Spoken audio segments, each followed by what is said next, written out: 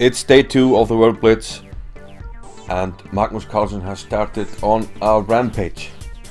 He started the day off 2 points behind the leaders, but he won in each of his first 3 rounds, while most of the top boards were drawing each other, so he already made up 1.5 points. And in the 14th round he had the white pieces against Sergei Karjakin, his rival from the last World Championship match, so this is one of the biggest possible matchups in this tournament. And Carlsen has the white pieces, and he opened with e4, e5 from Karjakin. They go for the Ruy Lopez, and Karjakin goes on knight f6 to Berlin, and this of course was debated in their World Championship match. d3, the anti-Berlin, not going for the main line, which of course is well known, which is to castle, and after knight takes e4 we have d4, knight d6, white takes on c6, d takes e5, and this is the so-called Berlin endgame, made famous in the Kasparov against Kramnik match around the millennium, and has ever since been debated at the top level and considered one of the best defenses for black to hold the draw, and sometimes even to win. But Carlsen goes for the anti-Berlin with d3, which is very popular at the highest levels, and bishop c5. And this defense is so sturdy for black that people have even started playing the Italian game to get slightly more life, because we've been seeing these positions a lot: bishop takes c6, d takes c6, where white has the slightly better structure but black has the bishop pair. And we had knight c3 from Carlsen, castles, and then we had this interesting maneuver: bishop e3, bishop back to d6. We shall note that taking here is an option, but it seems like white has really easy play. He will castle, his knight will get a square on, for instance, h4, after say a queen maneuver, knight h4, queen can come to g3, and then you can bring the other rook over after you double, and you have a lot of concentration of forces on the king side where you can think about an attack. So Karjakin did not fancy that and went back with the bishop to d6. And now h3 had been seen in most games here,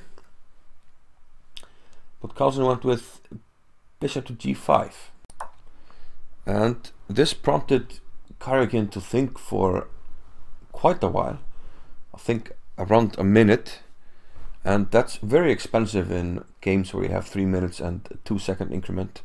So already here Carlsen gained a considerable time edge, and Karjakin played rook e8 here.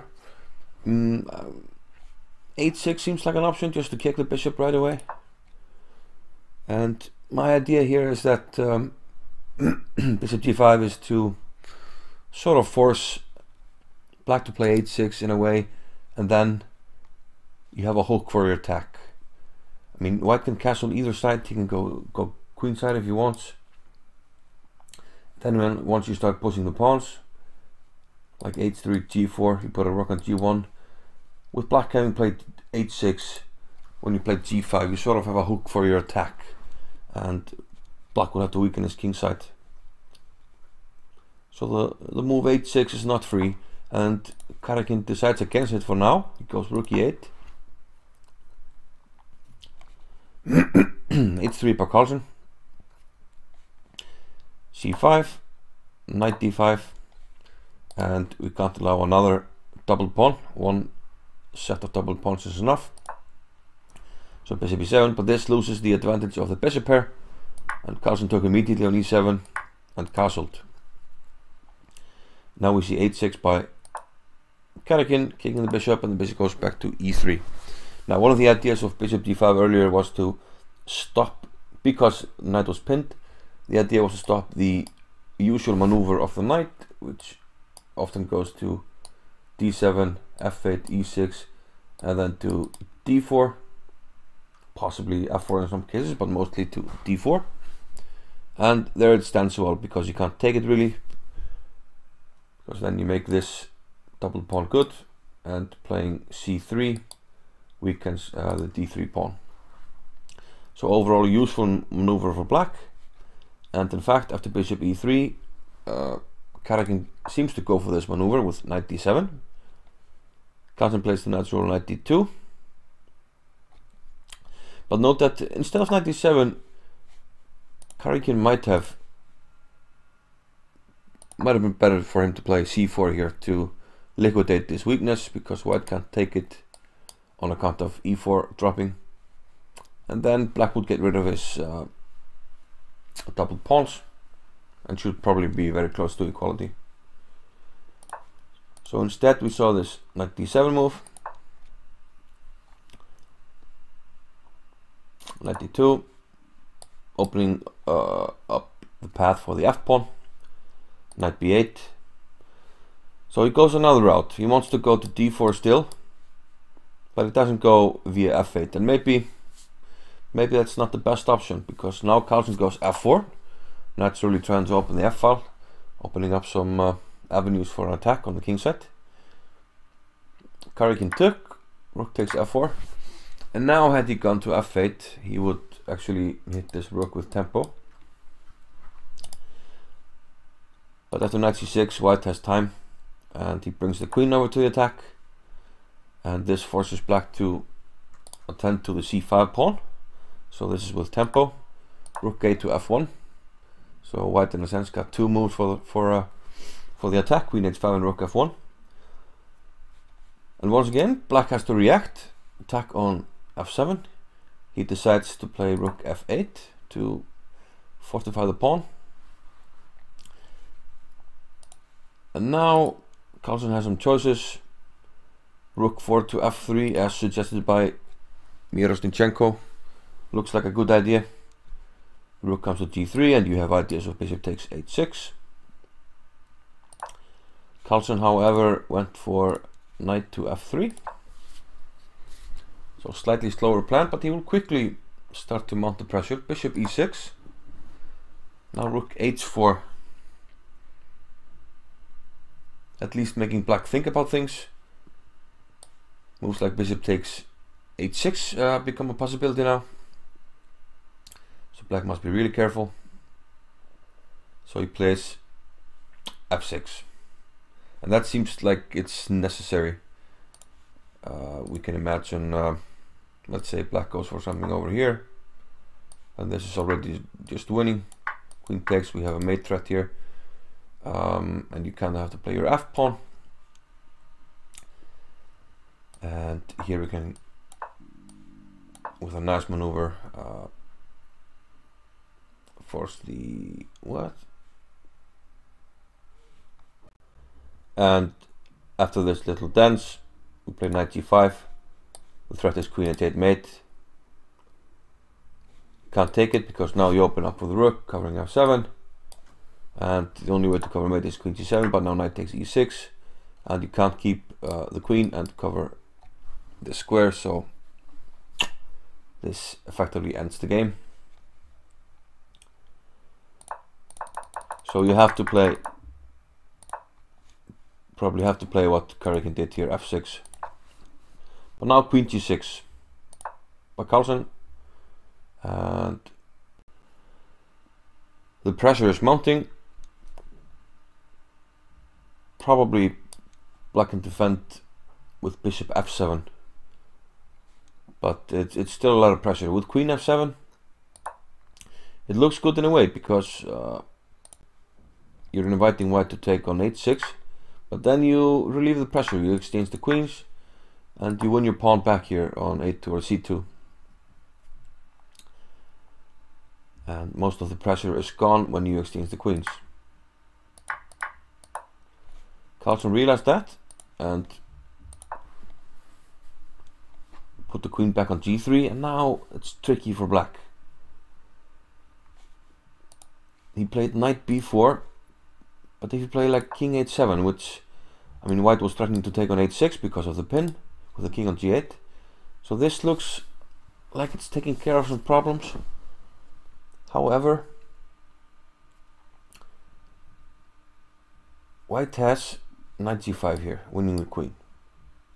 There might even be bishop takes h6, because after g takes h6, now we play knight g5.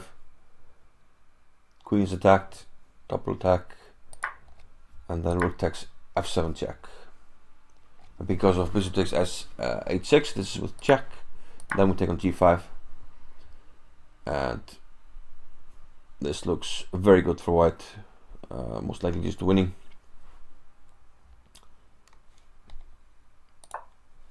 We can also just play knight g5 immediately. Take here, and this works because taking here allows mate on g7. So black can't get enough material for the queen. So we see knight to b4 from Karjakin, but now white is ready for an attack. He can play knight d5 here, but he took on h6, which looks equally good. Karjakin started to grab his own material, knight takes c2, but now all the white pieces are active. Now knight d5 comes in, and you got 5 pieces attacking here, and black just can't defend this. He took on e5, and he was getting low on the clock, and actually he doesn't have much of a choice. He tries to save the queen, the knight jumps in, and this is not to grab the rook. We kick the bishop back to d2, and now rook h8 is just decisive. Let's try something. Queen d7, rook h8, and knight d5 wins the queen. Okay, what about queen e8? Well, rook h8 again, and now the fantastic rook takes f6 finishes the game. King takes allows mate in 2 moves here,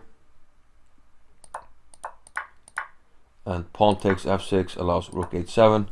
King must go to g8, and now knight takes f8. Discovered attack and covering the rook. So this mates as well. So Karjakin probably made the right choice to give up the queen, but it doesn't matter, it's completely losing. Now the queen comes in, hitting the bishop. Karjakin, okay, might as well grab a pawn. Bishop g5. A poor move here, rook f8, because after rook h7 you have to go back. And now there are choices. Queen h5 looks good, and bishop f6 that Carlsen played is probably the best move. And now rook takes g7 is unstoppable with mate coming, so Karjakin had to resign. A nice win by Magnus Carlsen, who now is tied with the leaders after 4 rounds on day 2. He made up 2 points already, so he is in furious contention and seems to be in much better form than on day 1. So look out for Magnus Carlsen. He looks like the favorite right now. We'll see.